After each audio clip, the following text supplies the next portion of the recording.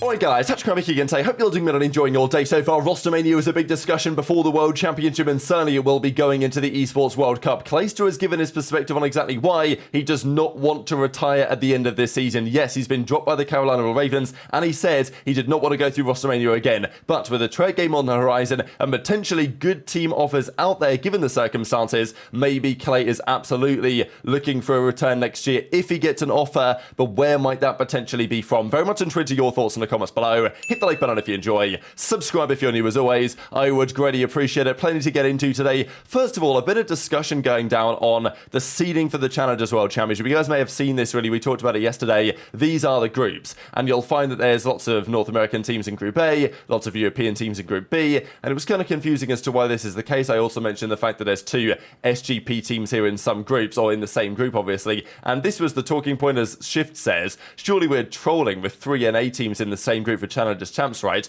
Don't know what happened with Group A seeding, and Shift says, like, why are we seeding the tournament off of pro points when we clearly had a winner qual LCQ and a loser qual LCQ? Should be as follows, which I'm not gonna lie, makes just way more sense. It means that because pro points can be skewed across regions, it means you don't get the result that we presently have. There was also some other drama going down though on this. So some of the players from Latin America, or let's say from South America, right? Their flights, let's say from Argentina, flights to Texas are quite expensive, and they're given a budget from the league for their travel to the event of like $1,500 for a flight. Now, I think the flight from Argentina was $1,800. So the discussion was from Franco here that, okay, the CDL budget is what it is. The cheapest flight from Argentina is $1,800. We can't even get a flight. This has to be a damn joke. So apparently they had to like buy their flight through a link where it would give them like $1,500. So because it was $1,800, they couldn't use the link,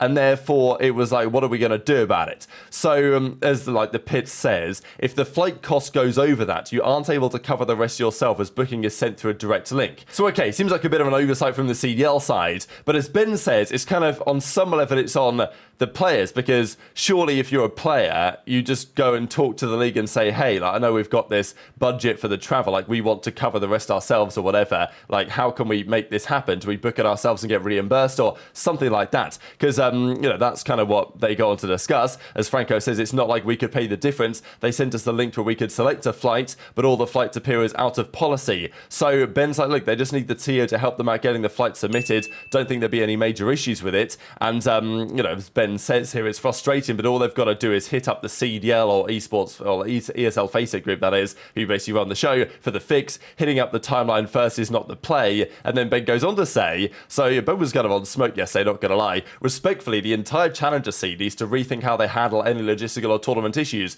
The default action for everyone seems to be hitting the timeline and starting a massive inquest. The media coverage accounts then join in, becomes an absolute mess. With the flight thing, seems like nobody talked to the actual CDL themselves before firing off. So you know, I think this is probably fair. So what side of this do you fall on, right? Because I can definitely buy the argument of the league, you know, $300 million league, whatever you want to say, like billion-dollar, you know, multi-tens of billions of dollar company. Like, they should do a better job organizing this in the first place so these things don't happen. But I'm also kind of the mindset of agreeing with Ben that says, well, things do go wrong, then at least maybe try and reach out privately before hitting the timeline. But then I guess if that doesn't work, and of course it's not long until champs and the flight's already getting more expensive, I imagine, then maybe fair enough. So anyway, that's the Challengers drama of the day. Obviously there's always some Challengers drama, but the big talking point really, even in the Challenger side, was what about next year? Which players are going to play? Which players aren't going to play anymore? What is the plan? Capsidal was in the league, of course, this season. He was briefly on Boston before they got rid of him. They decided to keep Snoopy over Capsidal. Obviously Asim went on to stay as well, and then he was gone, and everything since then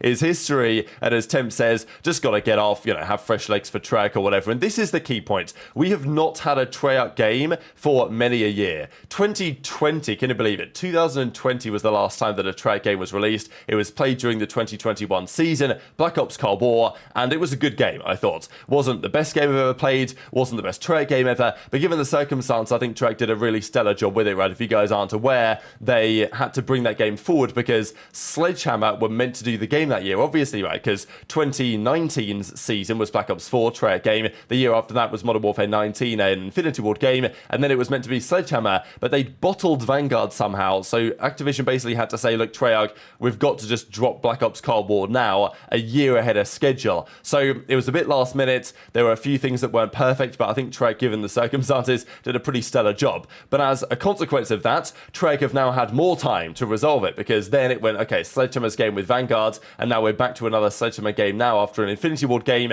and then here come Treyarch again for the first time in 4 years. So my knowledge is, as far as I'm aware, that it's pretty damn good, this game, or at least it's very well polished, right? That's the general feeling, that the game has been ready now for quite some time.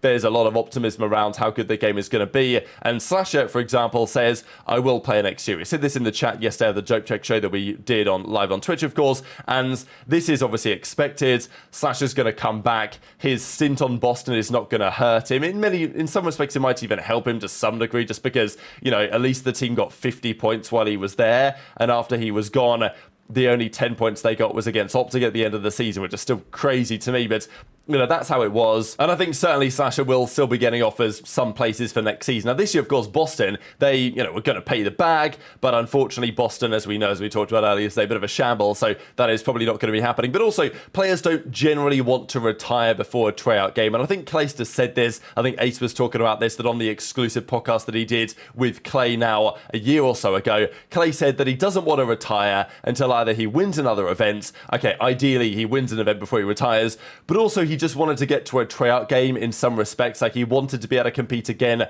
on a Treyarch title. And I think with guys like Clay, especially because, you know, he's 32 now, right? The idea of going to challenges and getting, you know, screwed over on host by 18-year-olds probably isn't that appealing, all things considered.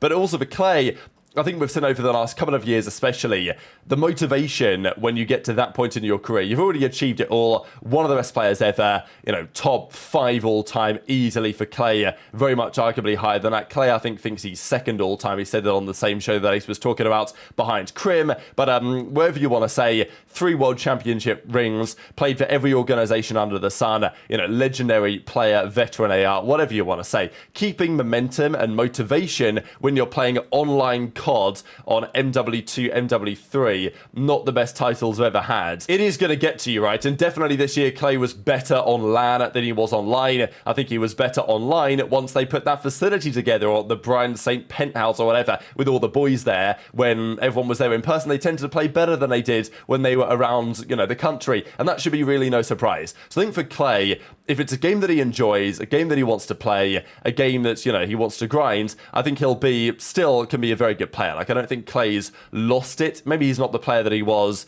even 10 years ago. Pretty wild to think about, right? But literally, like 2014, 2015, that was arguably prime Clay in some sense. 2015, especially during Advanced Warfare. So it's a long time on since then now, but still, he's still got it to some extent. And if he enjoys the game and he wants to play it, then I think you are going to see a better version of Clay. So that is the debate, really, for Clayster's future. And as he says, free agent for the World Cup and for next year, would like to play the new game. Obviously, he says he's open to opportunities outside of that. He did say this, though, last year as well, and that he's still got an opportunity once again to play. He did tweet this out yesterday as well, so you know, we'll see whether he gets what he wants or not, really. But he did turn the stream on, bit of golf with friends, with the boys. Pretty funny clip in the background here. I think Nameless like botches a putt from a couple of feet out. I don't know if you guys have played this game, but it's a good time with the boys. But anyways, Clay says he wants to play so badly. Like, he really wants to compete for this title. And all the talk about, well, Rostermania, and obviously he wasn't really happy with the way that Rostermania went last season, having to wait so long,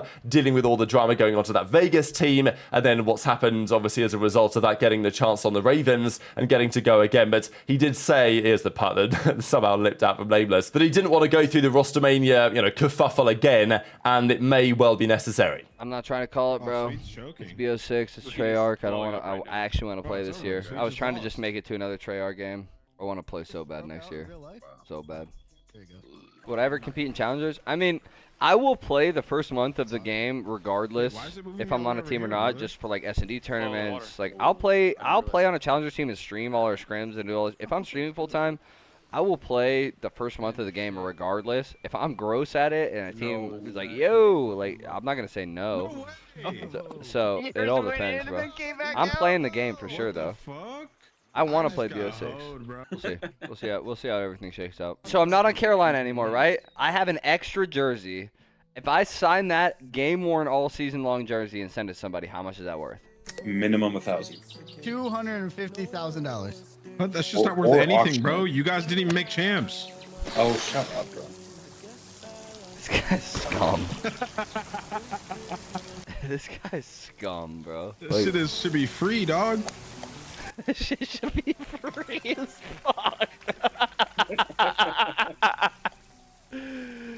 Dude, that's fucked. Come on, bro. If he supported the Royal Ravens, he deserves that shit for Bro. free, dog. Am I coming back next season? Oh no, we're gonna have to see. We're gonna have to see. Nah, yeah, I'll be playing next season. I'll be playing next season. We'll see though. Depends on the circumstances. Depends on the circumstances of how bad I'm gonna want to play it too. We'll have to see what happens. So Clay did confirm as well there, right, that he will be playing the game anyway at the start of the year. Like he'll, you know, if he doesn't get picked up, he might do a Donny Temp, just kind of grind the game regardless and then see, you know, if anyone wants to actually sign him when the year kind of officially begins, especially if he does really well at the start of the season and if he's not signed. But regardless, where might he potentially go? Because he was on Vegas.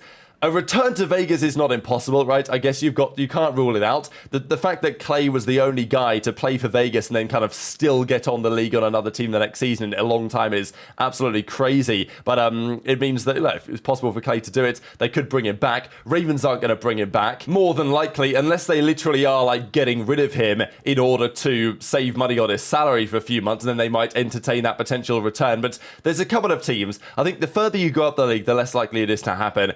The best team that Clay has like any chance with, I would say, is maybe there's an outside world in which he goes to Thieves, but I don't really see it. I know that Jacob and Clay, obviously they've got some history there, and in terms of like thinking for the future with a very young roster, but maybe there's a world in which like you'd imagine like Clay instead of Nastie or something, like Clay and Ghosty as an AR duo. Like I can see that benefiting the team to some degree, but I'm not sure it's like exactly the longer term rebuilds they might be looking for. And outside of Thieves, you're really just talking poverty orgs, aren't you? Like maybe Surge, possibly, but I don't know what Rambo would think about that. I think, you know, they've got a young team over there, but there is some experience with like Clay and Hook and stuff. So maybe there's a world in which that could work, but also you've got to think that keeping aBeZy comfortable on the AR is the key thing. That's arguably why aBeZy came into play, and maybe there's other options like Cobra for next year. So you're really looking at a return to Legion. You're looking at, of course, Gorillas is an option. You know, maybe something like the Minnesota Rocker, especially, for example, if, you know, Accuracy calls it a day, retires, becomes OpTic head coach full-time or something,